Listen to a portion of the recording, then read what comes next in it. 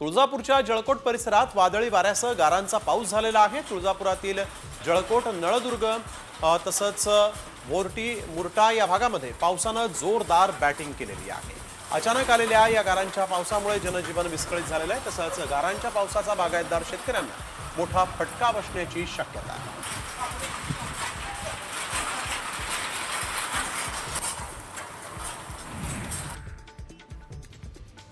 नांदेड जिल्ह्यात वादळी वाऱ्यासह जोरदार पाऊस झालेला आहे। वादळी वाऱ्यामुळे अनेक घरांची पत्रेही उडाली, नुकसान झालेलं आहे।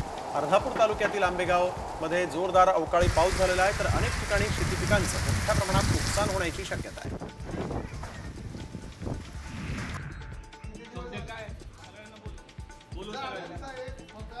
पंढरपूरच्या माढ्यामध्ये ग्रामीण रुग्णालयात प्रसूतीनंतर महिलेला 8 दिवस स्वच्छता करावी लागली आहे।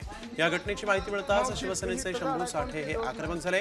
रुग्णालय प्रशासनाला त्यांनी धारेवर धरलेला आणि जाब विचारला। रुग्णालयातील कामचुकार सफाई कर्मचाऱ्यावर कारवाई करण्याची मागणी आता करण्यात आलेली आहे। मी आत्ताच माहिती घेतली। दरम्यान माढा ग्रामीण रुग्णालयामध्ये अशी कुठलीही घटना घडलेली नाही असं आरोग्य राज्यमंत्री मेघना बोर्डीकर यांनी म्हटलेलं आहे। पुणे येथील आरोग्य उपसंचालकांमार्फत या घटनेची चौकशी केली जाईल असं देखील त्यांनी सांगितलं। जालना जिल्हा सामान्य रुग्णालयासमोर 2 गटात तुफान दगडफेक झालेली आहे। या दगडफेकीमध्ये दोन्ही गटातील जवळपास 5 जण जखमी झाल्याची प्राथमिक माहिती समोर आली। मात्र दगडफेकीचं कारण अद्यापही अस्पष्ट आहे। जखमींवर जालना जिल्हा सामान्य रुग्णालयामध्ये उपचार सुरू आहेत। पोलीस घटनास्थळी दाखल झाले असून अधिकचा तपास पोलीस करत आहेत।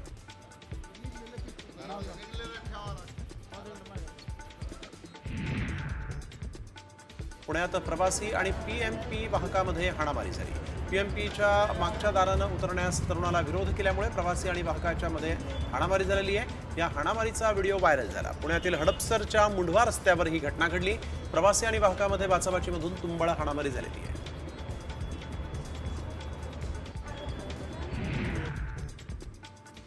पायासूपची गाडी लावण्यावरून वाद झाल्यानं दिव्यांग तरुणाला बेदम मारहाण करण्यात आली। ही घटना उल्हासनगरच्या कॅम्प नंबर 3 मध्ये घडली। कुलदीप सिंग लबाना या तरुणाला कांशिलात लगावत गाडी लावण्यास मज्जाव करण्यात आला होता, मात्र तरीही गाडी लावल्यामुळे जबर मारहाण करण्यात आलेली आहे। पुण्यामध्ये रस्त्यावर गाडीची डिकी उघडून चोरी करणाऱ्यांचे प्रकार वाढलेले आहेत। पुण्यातील साळुंखे विहार परिसरामध्ये असणाऱ्या एका 2 व्हीलरच्या डिक्कीतून बॅग चोरी करण्यात आली। कोंढवा पोलीस सीसीटीव्हीच्या माध्यमातून आरोपींचा शोध घेत आहेत। खामगाव शहर पोलीस ठाण्यामध्ये कार्यरत असलेले पोलीस कर्मचारी सागर भागवत यांना स्टेट बँकेच्या एटीएम मध्ये 2 संशयित व्यक्ती घुसल्याचा अंदाज आला। त्यांनी विचारपूस केली असता लाखो रुपयांची कॅश सापडलेली आहे। मात्र या दोघांनीही पोलीस कर्मचाऱ्यांसोबत हाणामारी करत इथून पळ काढला।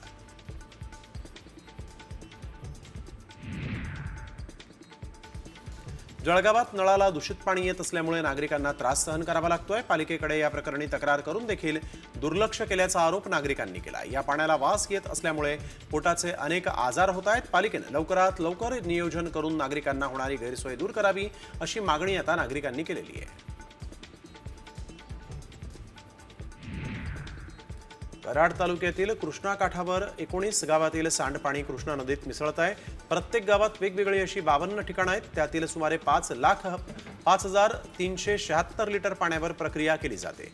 उर्वरित पाण्यावर प्रक्रिया करण्याचंही नियोजन पंचायत समितीमार्फत केलं जात आहे।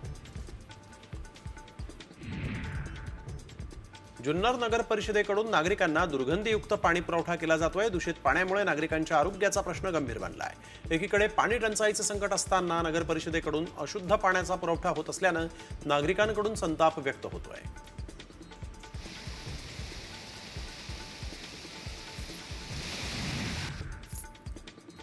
जुन्नरमधल्या कुकडी प्रकल्पातील वडज धरणातून मीना नदीपात्रात पाण्याचा विसर्ग करण्यात आला। विसर्ग सुरू करण्यात आल्यानं नदीपात्रालगत असणाऱ्यांना शेतीची तहान भागणार आहे आणि या जलप्रवाहामुळे नदीपात्र खळखळून वाहू लागलं असून परिसरात धबधब्यासारखे सौंदर्य निर्माण झालेलं आहे।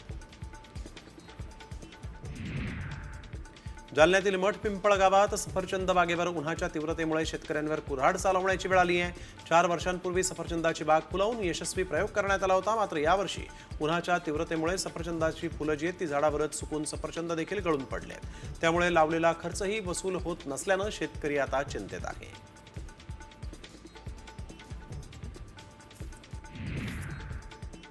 नंदुरबार जिल्ह्यात सलग दुसऱ्या दिवशी तापमानाचा पारा 43 अंशावर आहे. वाढत्या तापमानाचा पपई फळबागांना देखील मोठा फटका बसतोय. उन्हापासून पपई बागांचं रक्षण करण्यासाठी म्हणून शेतकऱ्यांची धडपड सुरू झाली आहे. वाढत्या उन्हामुळे पपईच्या उत्पादनातही घट होण्याची शक्यता आहे. रत्नागिरीतील चिपळूण शहरामध्ये कमाल तापमान 40 अंशाच्या पार गेलेलं आहे. त्यामुळे शहरातील रस्त्यांवर शुकशुकाट दिसून येतोय. दरम्यान कोकण कृषी विद्यापीठाकडून कोकण विभागामध्ये 13 ते 19 एप्रिल दरम्यान पावसाची शक्यता वर्तवण्यात आलेली आहे.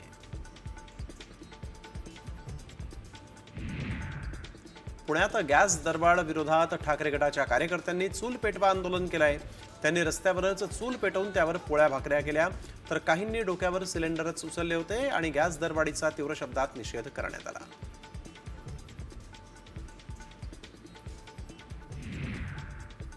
अहिल्यानगरच्या राहुरीत महापुरुषांच्या पुतळ्याची विटंबना झाली होती. 15 दिवस उलटले तरी घटनेतील आरोपी अजूनही पोलिसांना सापडलेले नाहीत. त्यामुळे शिवप्रेमी संघटनांनी राहुरी पोलीस ठाण्यासमोर ठिय्या आंदोलन केलं. पुढच्या 10 दिवसांमध्ये आरोपींचा तपास लागला नाही तर राज्यभर तीव्र आंदोलन छेडणार असा इशाराही देण्यात आलेला आहे.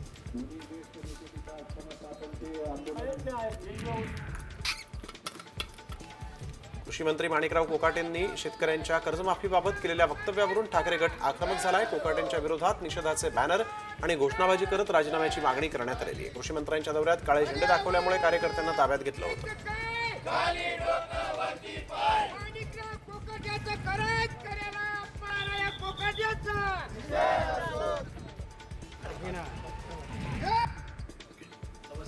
नाशिकमध्ये शेतकऱ्यांच्या कर्जमाफीसाठी प्रहार संघटना आक्रमक झाली. महात्मा फुलेंच्या जयंतीदिनी उद्या रात्री 12 वाजता बच्चू कडू यांच्या नेतृत्वात प्रहार आंदोलन करणारे कृषी मंत्र्यांच्या घरावर प्रहार मशाल मोर्चा काढणार असल्याची माहिती आहे.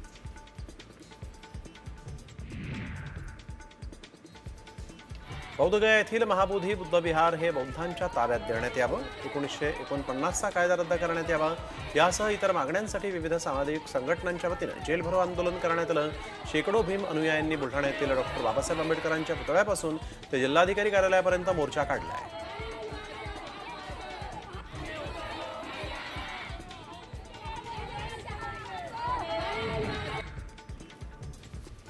नवी मुंबईत घनकचरा विभागातील कचरा वाहतूक कामगारांनी पुकारलेला संप आज मागे घेण्यात आला.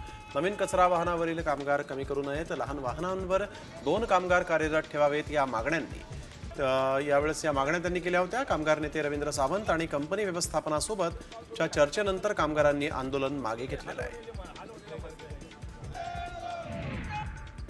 बीडमध्ये आणखीन 2 पोलीस कर्मचाऱ्यांना निलंबित करण्यात आलेला आहे. पोलीस अधीक्षक नवनीत कावत यांनी या संदर्भात कारवाई केली आहे. पोलीस हवालदार रामदास गिरी आणि चालक बळीराम भाग्यवंत यांना निलंबित करण्यात आलेलं आहे.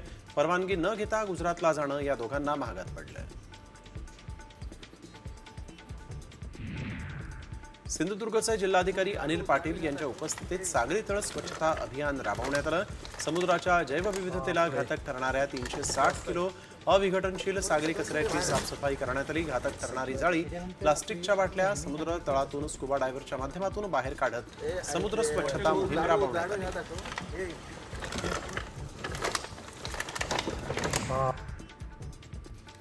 चैत्री यात्रेनंतर पंढरपूर शहरासह चंद्रभागा वाळवंटात स्वच्छता मोहीम राबवण्यात आली आहे. नगरपालिकेच्या सफाई कर्मचाऱ्यांनी स्वच्छता केली आणि यामध्ये सुमारे 10 टन ओला आणि सुका कचरा गोळा करून त्याची योग्य ठिकाणी विल्हेवाट लावण्यात आलेली आहे.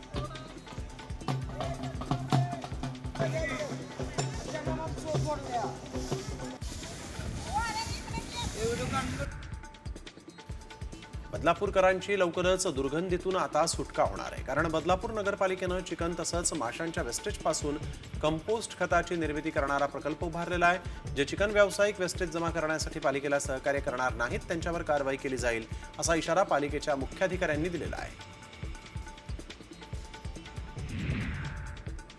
नाशिक पालिकेचे 550 उद्यानं दिवसभर खुले राहणार आहेत. उष्माघात टाळण्यासाठी पालिकेनं हा निर्णय घेतला आहे. उन्हामुळे नागरिकांना दिलासा मिळावा यासाठी म्हणून नाशिक पालिकेतून निर्णय घेण्यात आलेला आहे आणि या निर्णयाचं नागरिकांनीही स्वागत केलं असून अनेक उद्यानांमध्ये दुपारच्या वेळेला नागरिकांची गर्दी पाहायला मिळते.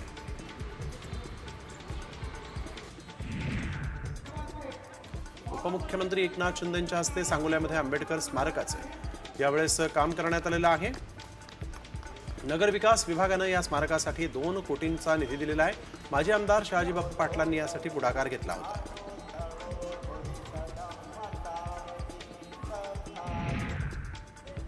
पालघर पूर्व आणि पश्चिमेला जोडणारा नवली फाटक कायमस्वरूपी बंद करण्यात आला आहे। नागरिकांनी पर्यायी मार्गाचा वापर करण्याचं आवाहन रेल्वे प्रशासनाकडून करण्यात आलेलं आहे। उंबरगाव रोड ते न्यू सफाळे स्टेशनपर्यंतच्या कामासाठी फाटक बंद करण्यात आल्याची माहिती समोर आलेली आहे।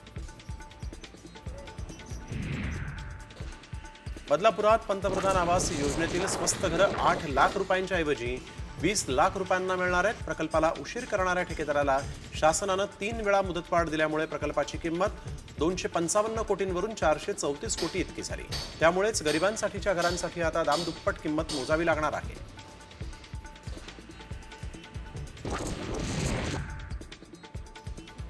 करमाळ्यामध्ये जेऊरच्या पोस्ट ऑफिसला आग लागली। आगीचं कारण अद्यापही अस्पष्ट आहे। पोस्ट ऑफिसला सुट्टी असल्यामुळे सुदैवानं मोठी दुर्घटना टळली। आगीमुळे पोस्ट ऑफिसमधील कागदपत्र जळून खाक झाल्यानं मोठं नुकसान झालंय। जालन्यातील अकोला गावामध्ये शेतकऱ्यांच्या चाऱ्याच्या ढिगाऱ्यांना आणि गोठ्यांना आग लागलेली आहे। आगीमध्ये गोठे आणि पत्र्याची शेड जळून खाक झाल्यानं शेतकऱ्याचं मोठं नुकसान झालंय। विजेच्या शॉर्ट सर्किटमुळे ही आग लागल्याची प्राथमिक माहिती समोर आलेली आहे।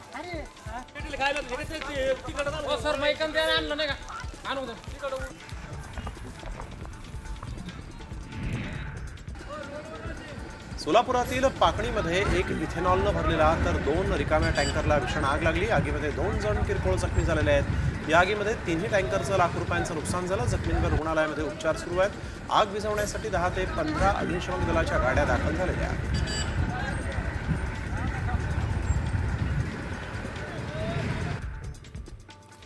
कोल्हापूर पोलीस दलामध्ये कार्यरत असणाऱ्या PSIनं 3 लग्न केलेले आहेत। बायकोच्या तक्रारीनंतर सेवेतून निलंबित करण्यात आलेलं आहे। स्वतःच्या बायकोला फसवून आणखीन 2 लग्न करणाऱ्या पोलीस उपनिरीक्षकाला सेवेतून निलंबित करण्यात आलेलं आहे। पोलीस उपनिरीक्षक इम्रान मुल्लाच्या विरोधात बायकोनंच तक्रार केली होती।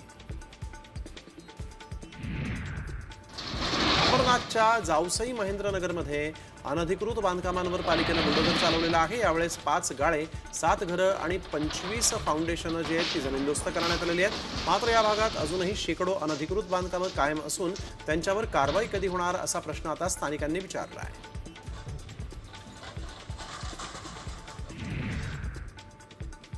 डोंबिवलीमध्ये एका 30 वर्षीय गतिमंद महिलेवर रिक्षाचालकानं अत्याचार केला। ही गतिमंद महिला आपल्या नातेवाईकांकडे जात होती। यावेळेस रिक्षाचालकानं तिला अज्ञात ठिकाणी नेऊन तिच्यावर अमानुष अत्याचार केला। या प्रकरणी आरोपी फैजल खानला पोलिसांनी बेड्या ठोकल्या आहेत।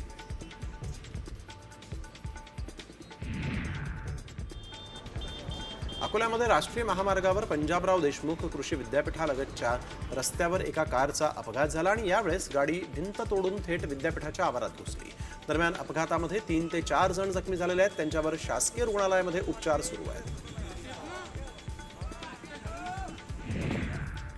ट्रक आणि दुचाकीचा भीषण अपघात झालेला आहे। यामध्ये बाप लेकीचा जागीच मृत्यू झालाय तर पत्नी जखमी झाली। ही धक्कादायक घटना वाशिमच्या मुरंबी फाट्याजवळ घडलेली आहे। तर अपघातानंतर ट्रक चालक फरार झालेला आहे। दरम्यान पोलिसांकडून आता ट्रक चालकाचा शोध सुरू आहे।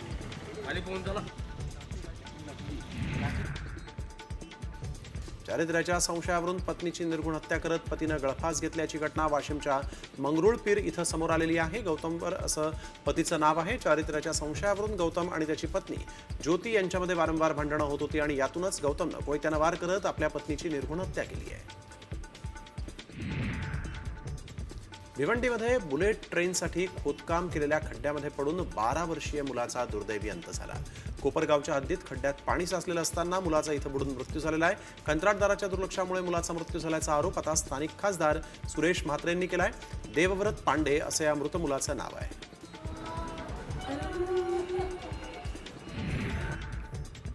सोलापुरात पत्नीची हत्या करून पतीनं आत्महत्या केलेली आहे। वसंत पवार आणि सोनाबाई पवार अशी मृत दाम्पत्याची नावं आहेत। किरकोळ वादातून दारूच्या नशेत वसंत पवार यानं पत्नीला लाकडी दांडक्यानं मारहाण केली आणि या मारहाणीमध्ये पत्नीचा मृत्यू झाला। त्यानंतर वसंत पवार यांनी गळफास घेऊन आत्महत्या केली आहे। बैलजोडी जप्तीची धमकी देऊन शेतकऱ्याकडून वसुली करण्यात आलेली आहे। बँक पथकाकडून ही वसुली करण्यात आली। यामध्ये एक वयोवृद्ध शेतकरी टेम्पोमध्ये बैलजोडी घेऊन जात असताना त्याला रोखण्यात आलं। त्यानंतर बैलजोडी जप्त करू अशी धमकी देत शेतकऱ्याकडून वसुली करण्यात आलेली आहे। चंद्रपूर जिल्ह्यातील ब्रह्मपुरी तालुक्यातली ही घटना आहे। पुण्यातील बाणेरमध्ये 6 लाखांचे अंमली पदार्थ जप्त करण्यात आलेले आहेत. पुणे पोलिसांनी 6 लाखांचा हायड्रोपोनिक गांजा जप्त केलेला आहे. अर्जुन लिंगराज टोटीगर असं अटक केलेल्या आरोपीचं नाव आहे. पोलिसांना गांजा विक्रीसाठी आल्याची माहिती मिळाली होती आणि यावरून संबंधित व्यक्तीला ताब्यात घेऊन त्याच्याजवळ 30 ग्रॅम 540 मिलीलिटर गांजा जो आहे तो आढळला आहे.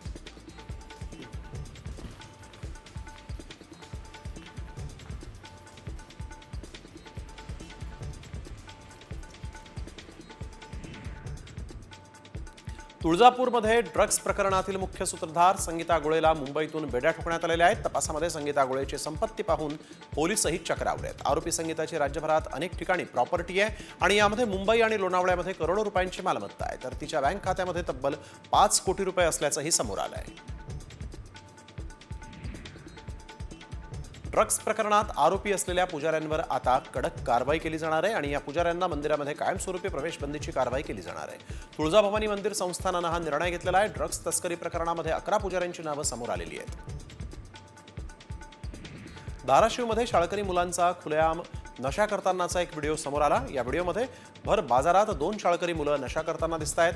हा व्हिडिओ जो आहे तो कळंब शहरातला असल्याची माहिती आहे. या व्हिडिओमुळे पोलिसांच्या कामावर देखील आता सवाल उपस्थित होत आहे.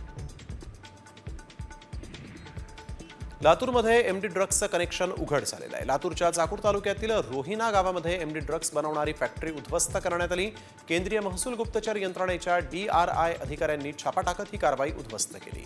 या प्रकरणी 7 जणांना अटक करण्यात आली असून 14 दिवसांची पोलीस कोठडी त्यांना सुनावण्यात आली आहे.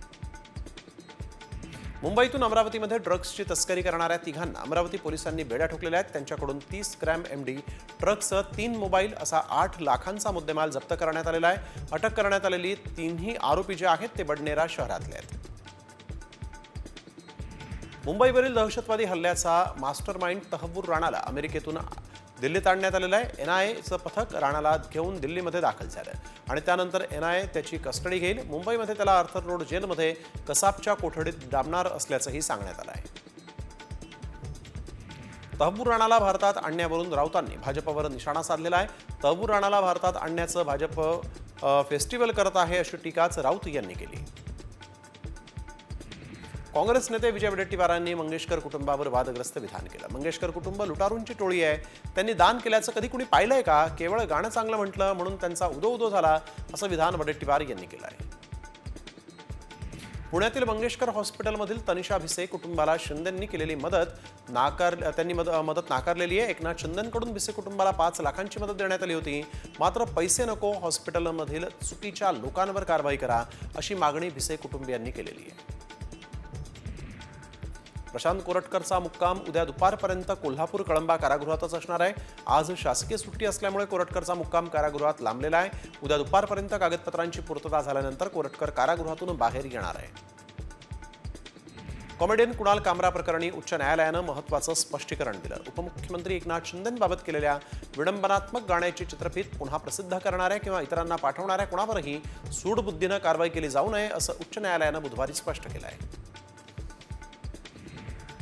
फुले शाहू आंबेडकर विचारधारेनुसार महात्मा फुलेंचा अपमान आम्ही सहन करणार नाही असं म्हणत प्रकाश आंबेडकरांनी सेन्सॉर बोर्डाविरोधात आंदोलनाचा इशारा दिलाय. शुक्रवारी सकाळी 11 वाजता महात्मा फुले वाडा इथं आंदोलन होणार आहे.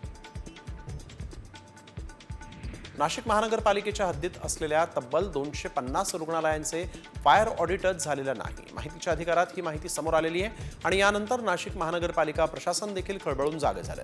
दरम्यान महापालिका प्रशासनाकडून 250 रुग्णालयांना नोटिसा पाठवण्यात आल्या आहेत. पुण्याजवळील वाघोलीत स्थानिकांची गुंडागर्दी पाहायला मिळते. एलॉन या सोसायटीच्या अंतर्गत रस्त्यावर थार आणि स्कॉर्पिओ या गाड्यांची रेस आयोजित करण्यात आली होती. सोसायटीतील नागरिकांनी हटकल्यानंतर रेस खेळणाऱ्या स्थानिक गुंडांकडून शिवीगाळ आणि दमदाटी करण्यात आली आहे. दिल्लीच्या सरोजिनी मार्केटमध्ये एका कपड्यावरून 2 महिलांमध्ये वाद झाला. पण प्रकरण वाढल्यानंतर वादाचं रूपांतर हाणामारीमध्ये झालं. नागरिकांनी या घटनेचा व्हिडिओ काढून सोशल मीडियावर शेअर केला आहे.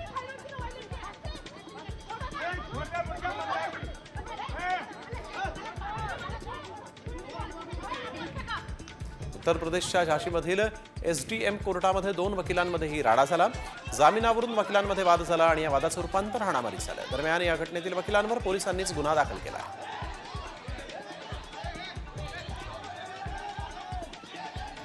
नवी मुंबई आंतरराष्ट्रीय विमानतळाच्या धावपट्टीवर लिंबोर्गिनीचा थरार पाहायला मिळाला। जगप्रसिद्ध ब्रिटिश मोटार मासिक ऑटोकारनं ही चाचणी घेतली होती। ही चाचणी अधिकृत परवानगी घेतल्यानंतरच पार पडल्याचं सांगण्यात आलंय।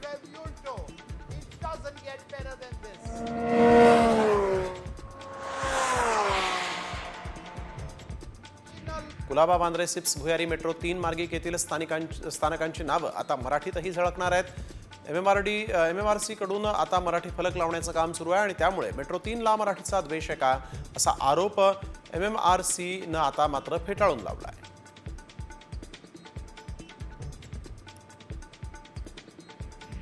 मेट्रो प्रकल्प क्रमांक 5 अंतर्गत ठाणे ते भिवंडी दरम्यान लोखंडी गर्डर टाकण्याचं काम करण्यात येणार आहे आणि या निमित्तानं भिवंडी ते ठाणे रस्त्यावरील अंजूर चौक ते अंजूर फाटा मार्गिकेवर वाहतूक पुढील 3 दिवस काही काळांसाठी बंद ठेवण्यात येणार आहे। त्यामुळे नागरिकांना वाहतूक कोंडीचा सामना करावा लागू शकतो।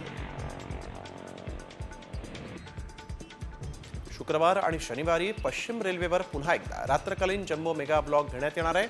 अप डाऊन धीम्या मार्गावर रात्री 11 ते सकाळी 8:30 हा ब्लॉक असणार आहे, तर अप डाऊन जलद मार्गावर रात्री 12:30 ते सकाळी 6:30 वाजेपर्यंत ब्लॉक असणार आहे। माहीम ते वांद्रे स्थानकादरम्यान पुलाचा गर्डर टाकण्यासाठी म्हणून जम्बो मेगा ब्लॉक आहे।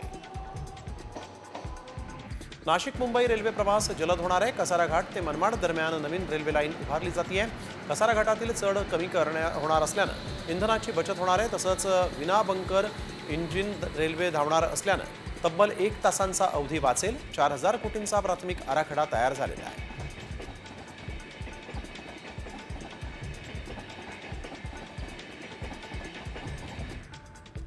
उपमुख्यमंत्री अजित पवारांचा धाकटा मुलगा जय पवारांचा आज पुण्यात साखरपुडा पार पडतोय।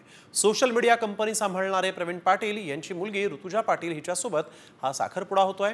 या कार्यक्रमासाठी संपूर्ण पवार कुटुंब एकत्र आलंय। जय पवार आणि ऋतुजा पाटील यांनी शरद पवारांना देखील साखरपुड्याचं आमंत्रण दिलं होतं। त्यामुळे साखरपुड्याच्या निमित्तानं अजित पवार आणि शरद पवार एकत्र आलेले आहेत। ही दृश्य आपण पाहतोय। यावेळेस जय पवार ऋतुजा पाटील यांचा साखरपुडा होतोय आणि या विधींना देखील इथं सुरुवात झालेली आहे। पुण्यामध्ये या साखरपुडा सोहळ्याचं आयोजन करण्यात आलेलं आहे। हे थेट दृश्य पितृदेवो भव अतिथि देवो भव सर्वेभ्यो ब्राह्मणेभ्यो नमो नमः।